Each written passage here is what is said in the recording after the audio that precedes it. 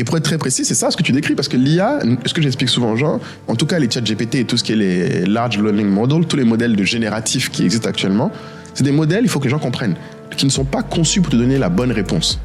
Ils ne disent pas la vérité. Ces modèles sont conçus pour, en fonction des informations qu'ils ont sur toi, comment tu as écrit, pour deviner quels sont les mots qui doivent aligner à la suite pour que tu sois satisfait. Ce n'est pas la vérité. Ils essayent les modèles tels qu'ils sont conçus, c'est en fonction de la façon dont tu as écrit et ce que tu as écrit, ils essaient de prédire et de générer une suite de mots cohérente qui te satisfera. Peut-être quand on fait une différence entre les IA génératives et les IA prédictives, en fait, on rentre beaucoup plus en fait dans cette définition et dans cette différenciation. En fait. Exactement. Mais les IA prédictives, personne ne les utilise la plupart du temps. Non. Les gens sont tous dans le génératif aujourd'hui. Oui, bien sûr. Et c'est très dangereux de penser qu'une IA générative, c'est te donner la bonne réponse. Une IA générative te donne juste la réponse qui va le plus probablement te satisfaire. Ça ne veut pas dire que c'est vrai. Ça ne veut pas dire que c'est correct.